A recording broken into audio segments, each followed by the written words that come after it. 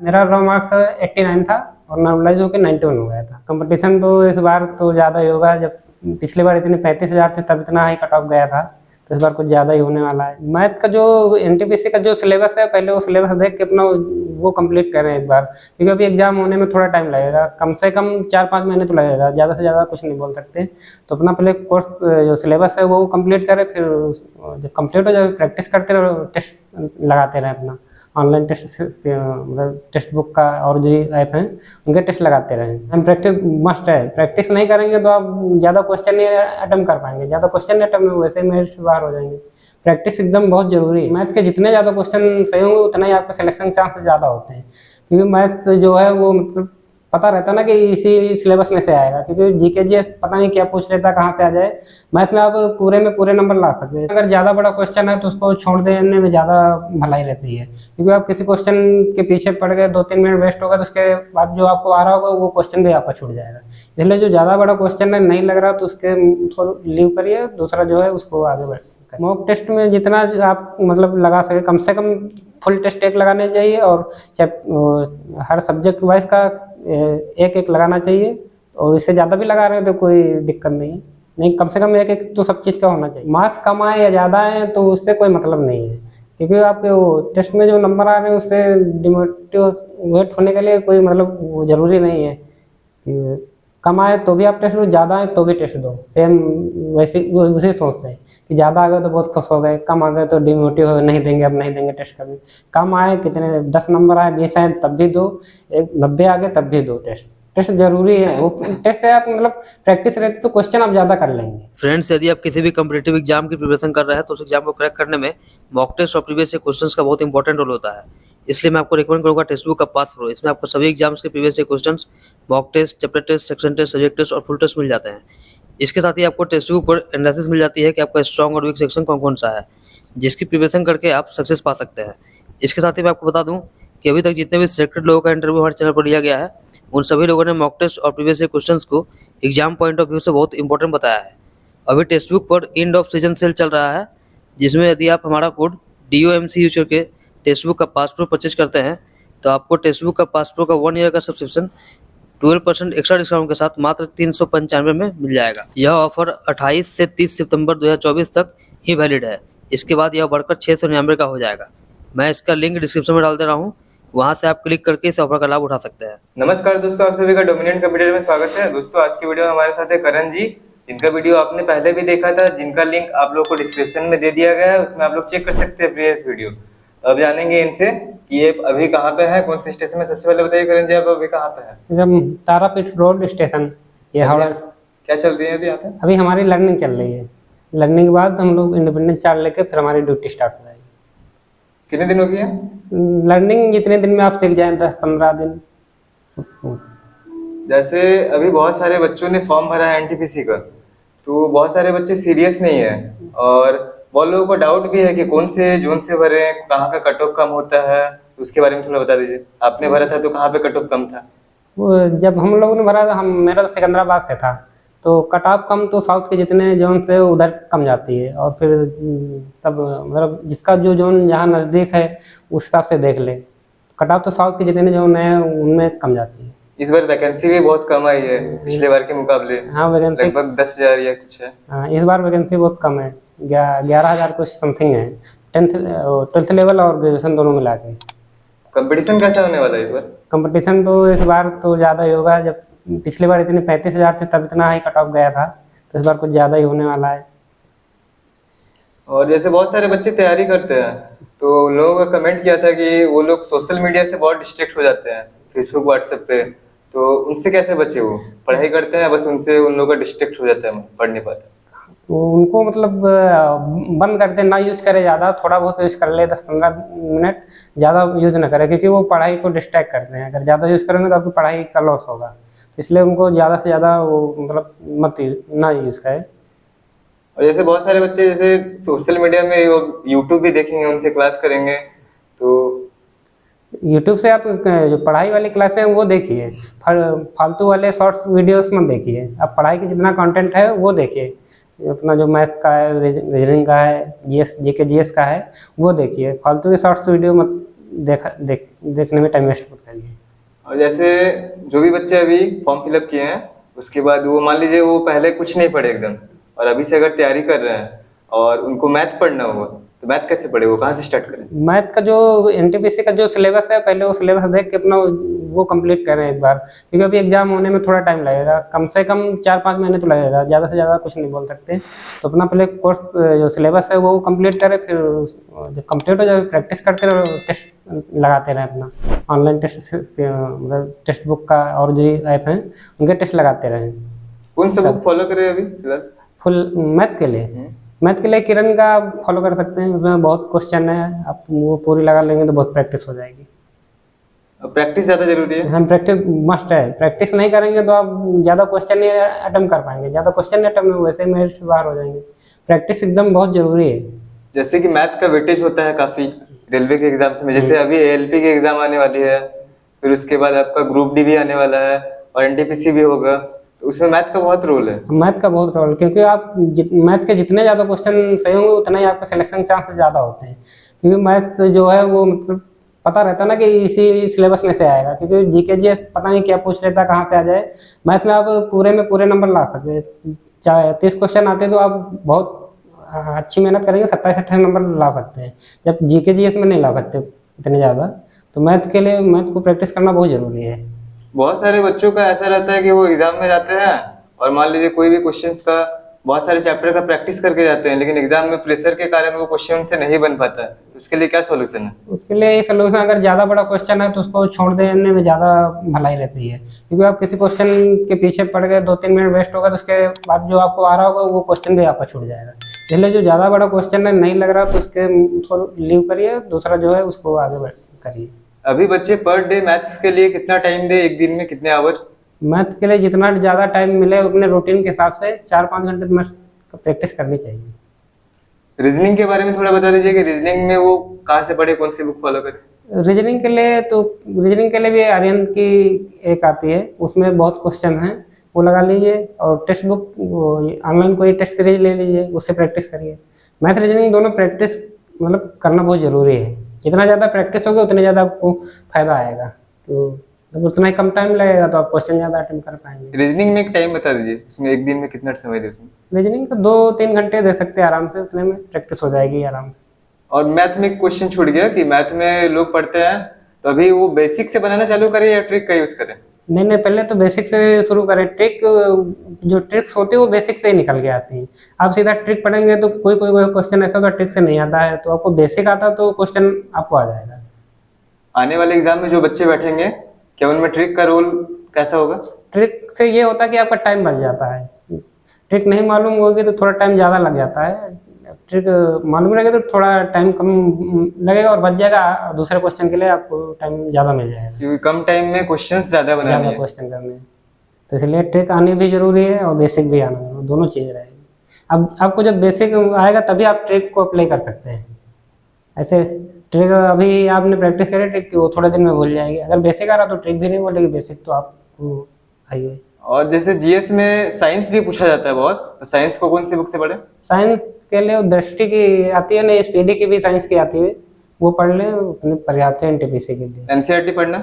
NCERT तो अब उतना टाइम नहीं है एनसीईआरटी पढ़ के, और उतना ज़्यादा डीप में पूछता भी नहीं है एनटीपीसी में, मतलब सेलेक्टेड क्वेश्चंस पढ़ने हैं। सिलेक्टेड क्वेश्चन पढ़ते हुए एनटीपीसी के लिए। ग्रुप डी के लिए आप एनसीईआरटी पढ़ सकते हैं, क्योंकि उसमें 25 नंबर्स का अलग ही होता है, मगर एनटीपीसी में ऐसा कुछ नहीं होता है। और करंट अफेयर के लिए? करंट अफेयर के लिए वो बुक्स ले लीजिए, स्पीडी की बुक्स आती हैं, मंथली वाइज ले लीजिए और यूट्यूब से पढ़ लीजिए, और ईयरली 6 मंथ वाली वो भी पढ़िए। और जैसे लूसेंट बुक जो होता है, तो लूसेंट पढ़ना तो बहुत जरूरी है जीएस के लिए, लेकिन बहुत सारे बच्चों का रहता है कि वो बोरिंग लगता है बहुत, उसमें पेज में न एक भी पिक्चर दिया हुआ नहीं रहता है, तो उसको कैसे पढ़े, उसको पढ़ने का तरीका बताइए। बोरिंग कुछ, आप केवल बुक को पढ़ते रहिए बस, वो उसको मतलब देखिए मत कि इसको कुछ याद हो रहा है, उसको बस पढ़ते रहिए डेली, हर उसके सब्जेक्ट के 2-2, 4-4 पेज पढ़ते रहिए, बाकी कुछ नहीं सोचना है। उसको याद कैसे रखा जाए अगर भूल जाए बच्चे तो? रिवीजन करते रहिए, वो याद रहेगा, आप पढ़ते रहेंगे डेली बेसिस पे।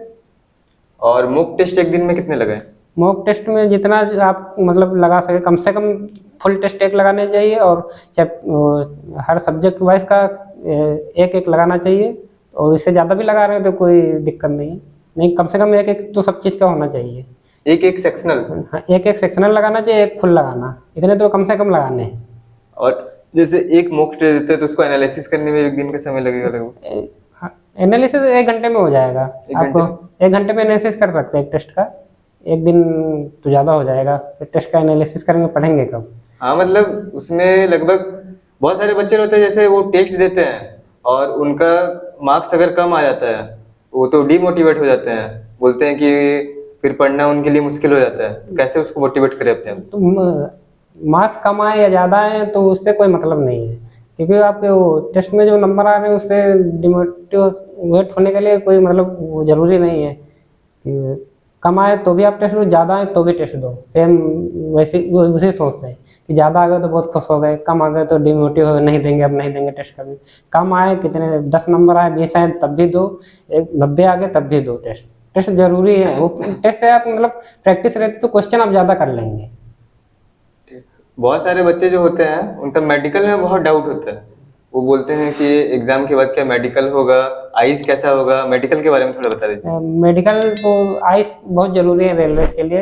ये कुछ पोस्ट के लिए स्टेशन मास्टर बुक्स गार्ड के लिए A2 मेडिकल होता है, बाकी जो कमर्शियल की पोस्ट है उसमें थोड़ा लो भी चल जाता है।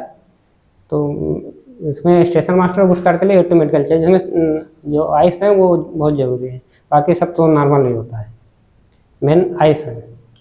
और जैसे बच्चे तैयारी कर रहे हैं तो अभी देख रहे हैं कि कंपटीशन कुछ ज़्यादा है बहुत, तो एक सेफ स्कोर उनके लिए क्या होगा कि वो कितने मार्क्स की मतलब लाने का टारगेट करेगा?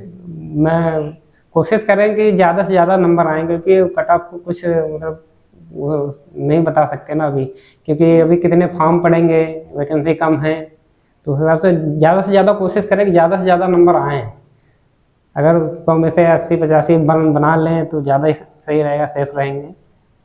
80-50 से ज़्यादा सही रहता है और क्वेश्चन लेवल पे डिपेंड करता है। हाँ, क्वेश्चन लेवल भी, क्वेश्चन हार्ड आ गया तो फिर कब कट ऑफ कम जाएगी, अब क्वेश्चन ईजी आ गया तो ज़्यादा चली जाएगी। जैसे आपने जब दिया था तो नॉर्मलाइज कितने मार्क्स का हुआ था? नॉर्मलाइजेशन तब ठीक ठाक मिला था। आपको अपना स्कोर याद है रो मार्क्स? मेरा रॉ मार्क्स 89 था और नॉर्मलाइज होकर 91 हो गया था। तो नॉर्मलाइजेशन में CBT2 में मेरा था 76.33, तो उसमें नॉर्मलाइजेशन नहीं होता CBT2 में, क्योंकि एक ही शिफ्ट में पूरा एग्जाम हुआ था, तो उसमें नॉर्मलाइजेशन नहीं हुआ था।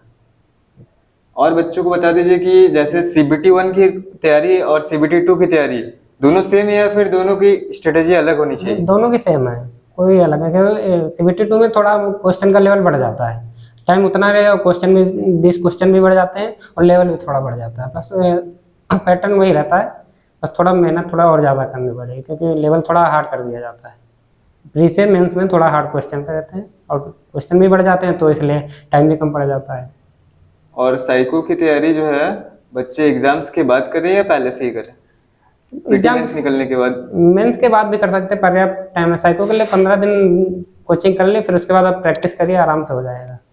15 दिन कोचिंग पूरी कर लीजिए, ऑनलाइन या ऑफलाइन जो आपके पास अवेलेबल हो, फिर उसके बाद प्रैक्टिस करिए। साइको के लिए भी मेन प्रैक्टिस है, उसमें आपको इतने हार्ड टेस्ट नहीं होते कि जो मतलब बहुत ज़्यादा पढ़ना पड़े या समझना पड़े, तो वो प्रैक्टिस करेंगे तो हो जाएगा। उसके लिए प्रैक्टिस बहुत ज़्यादा, वो भी लैपटॉप पे प्रैक्टिस करना, मोबाइल पे नहीं। मोबाइल पे करेंगे तो कोई फ़ायदा नहीं, लैपटॉप पे प्रैक्टिस करना, क्योंकि उसमें क्वेश्चन आते हैं ऐसे, तो क्वेश्चन आंसर होते हैं 10-10 ऑप्शन होते हैं किसी टेस्ट में, तो उसमें स्क्रॉलिंग बहुत ज़्यादा करनी पड़ती है। तो स्क्रॉलिंग में अगर आपको प्रैक्टिस नहीं होगी जल्दी करने की, तो आपका टाइम सब ऐसे चला जाएगा, क्वेश्चन भी छूट जाएंगे। साइको में जैसे बच्चे जाएं तो उसको मतलब उसी में कंसंट्रेट कैसे करे वो? जैसे बहुत सारा माइंड में घूमते रहता है इधर उधर की बातें, रिश्तेदार, दोस्त यार, तो वहाँ पे कैसे उसको मैनेज करना है?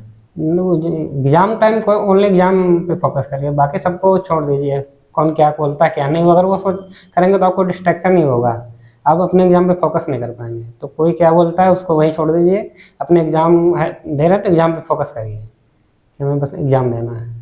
बहुत सारे बच्चों का सिली मिस्टेक रहता है, जैसे छोटे छोटे वो गलत मिस्टेक से भर देते हैं, तो उनके लिए क्या है, उनका क्या होगा? कोई दिक्कत नहीं, DV के टाइम आप जो प्रॉब्लम हुई है फॉर्म भरने में उसका एफिडेविट दे दीजिए, वो मान लेते हैं। जो छोटी छोटी मिस्टेक होती है वो मान लेते हैं, एफिडेविट दे दीजिए। और जैसे मेडिकल में भी बहुत सारे बच्चे बोलते हैं कि मेडिकल में जब जाते हैं तो DV के टाइम मेडिकल में लगा जाता है या अभी खुद चेकअप करा ले वो? नहीं, वो DV के टाइम, DV जैसे आज DV नेक्स्ट डे मेडिकल होता है, तो उसी टाइम चेक करवा रहे हैं। अभी तो फॉर्म भर दीजिए, मेडिकल के चेक करवाने की कोई ज़रूरत नहीं आई वाइस। तो जैसा ही आपका मेडिकल होगा उस हिसाब से आपकी पोस्ट दे दी जाती है। और जैसे एक बच्चे ने कमेंट किया था और कि वो कास्ट सर्टिफिकेट को लेकर कि उन्होंने स्टेट का फिल कर दिया है जेईई के एग्जाम में और वहाँ पे मांगा गया है सेंट्रल का, तो उसमें उनका क्या होगा? तो वो डीवी के टाइम बता देंगे, अगर वो मान जाते हैं तो ठीक, वो क्योंकि मान जाते हैं, रेलवे में ज़्यादातर मान जाते हैं, वो ले लेते हैं। अगर नहीं लेंगे, अगर वो यूआर की कट ऑफ क्लियर कर रहे हैं तो उनका सिलेक्शन हो जाएगा। जैसे मेनली रेलवे मतलब कोशिश करती है किसी को ऐसे उसकी गलती की वजह से उसको बाहर नहीं करती। जैसे वो जेन्युइन कैंडिडेट है तो उसको बाहर नहीं करेगी। बाई मिस्टेक अगर हो गया तो डीवी के टाइम हम एफिडेविट लेती है और फिर वो मान लेते हैं। और बहुत सारे बच्चे देखते हैं कि मतलब मोबाइल से यूट्यूब में पढ़ते हैं या फिर मैथ्स की हो या फिर जीएस की हो, लेकिन उसको कॉपी कलम से नोट नहीं करते हैं। तो वो कैसा डिमेरिट है उनके लिए? नहीं, नोट करना चाहिए। आप यूट्यूब से पढ़ रहे हैं, वीडियो देख रहे हैं, उस टाइम तो आपको याद हो जाएगा, फिर 2 दिन बाद सब भूल जाएगा। ऐसे अगर देख के आप नोट्स बनाएंगे तो थोड़ा आपको फिर रिवीजन करने में आसानी रहेगी। नहीं, आप अभी पढ़े, फिर जब एग्जाम के टाइम फिर आप वीडियो देख रहे हैं, तो ऐसे नोट्स बना लेंगे तो वीडियो देखने की आप जरूरत है। वीडियो में ज़्यादा टाइम खत्म होता है, ऐसे नोट्स से आप 1 घंटे में ज़्यादा पढ़ लेंगे। 1 घंटे का वीडियो देखेंगे तो ज़्यादा मतलब टाइम भी ज़्यादा लगेगा, क्वेश्चन भी कम हो पाएंगे। अब नोट्स से आप थोड़ा जल्दी कर लेंगे। खुद का नोट्स रहता तो याद भी जल्दी हो जाता फिर दोबारा रिवीजन करने के टाइम। इसलिए नोट्स बना लीजिए तो बहुत ही अच्छा है। और रिवीजन करते रहे उसका। हाँ, रिवीजन भी करते रहे। नोट्स बनाने से ये होता है कि आपको मतलब फिर ढूंढना नहीं यूट्यूब पे कोई वीडियो, और फिर ज़्यादा उसमें मेडिकल में तो ज़्यादा मतलब उतना मोबाइल का फालतू में यूज भी मत करें कि एक बार पढ़ लिया है तो दोबारा भी फिर उसी से पढ़ रहे हैं। तो मोबाइल का थोड़ा उतना ज़्यादा यूज ना करें। मैथ और रीजनिंग दोनों मिक्स करके एक सेफ स्कोर क्या होगा? दोनों 60 मार्क्स का पूछा जाता है। अगर आप अच्छे से तैयारी करें तो अगर 50 तो 55 आ जाए तो सिलेक्शन हो जाता है। इतना कोशिश करें 50+ तो रहे, क्योंकि जीके जीएस का मालूम नहीं कहाँ से क्या आ जाए, वो हर किसी के लिए प्रॉब्लम है। हाँ, सबके लिए प्रॉब्लम है। तो मैथ और रीजनिंग ही आपको सिलेक्शन मतलब के पास ज़्यादा ले जाती है। जितने ज़्यादा उसमें क्वेश्चन आपके सही होंगे उतने ज़्यादा आप सिलेक्शन के पास जाएंगे। तो कोशिश करिए रीजनिंग मैथ में ज़्यादा से ज़्यादा 50+ तो 100% आना ही आना। उससे ज़्यादा हो जाए तो बहुत बढ़िया। और प्रीवियस ईयर का क्या रोल है? प्रीवियस ईयर क्वेश्चन बहुत ज़रूरी है लगाने, उससे आपको पता चलता रहेगा ना पिछले कैसे मतलब रेलवे ने कैसा पूछा था, तो मतलब प्रैक्टिस होती रहेगी कि हाँ ऐसे क्वेश्चन आते हैं। तो प्रीवियस ईयर भी बहुत ज़रूरी है, प्रीवियस ईयर भी लगाइए और जो करंट के जो टेस्ट हैं चल रहे हैं वो भी दीजिए। जैसे एनटीपीसी का किन्हीं ने फॉर्म फिलअप किया है तो वो सिर्फ एनटीपीसी का ही करें या फिर एएलपी ग्रुप डी सारे करें? एनटीपीसी का करेगा तो एलपी ग्रुप डी का लगभग सिलेबस कुछ सेम है, थोड़ा बहुत अंतर है। जैसे एलपी में साइंस आती है, ग्रुप डी में भी साइंस आते हैं, बाकी सब रीजनिंग मैथ तो सेम ही है सब में। वही जीके जीएस का थोड़ा पोर्शन है, करंट तीनों में सेम ही है। इसमें एनटीपीसी में केवल साइंस पर्टिकुलर नहीं आती है, ग्रुप डी और उसमें दोनों में साइंस आती है। तो बस ये डिफरेंस है, बाकी सेम ही है लगभग सिलेबस तीनों का। फाइनल एक मोटिवेट के लिए जो एनटीपीसी के फॉर्म भरे हैं या फिर जो भी एलपी के एग्जाम देंगे या फिर ग्रुप डी के एग्जाम देंगे, रेलवे के बच्चे तैयारी कर रहे हैं, उनके लिए एक मोटिवेट के लिए कुछ बोल दीजिए। अच्छे से पढ़ते रहे मन लगा के, कि क्योंकि वैकेंसी आई है तो ऐसा सोचे कि इसी में मेरा सिलेक्शन हो जाए, तो वो सोच के मतलब मेहनत करिए खूब। बहुत सारे गरीब बच्चे हैं। हाँ, बहुत सारे, क्योंकि उनके मिडिल क्लास वालों के पास केवल यही एक ऑप्शन है कि वो मेहनत करके मतलब जॉब पा ले तो थोड़ा उनका आगे हेल्प हो जाए। तो दोस्तों, आपने करण जी का इंटरव्यू देखा, आप लोगों को इस वीडियो से काफी हेल्प हुआ होगा या फिर जो भी बच्चे देखेंगे उनके लिए हेल्प बहुत सारा होगा। तो करण जी का बहुत बहुत धन्यवाद फिर से समय देने के लिए। करण जी बहुत बहुत धन्यवाद।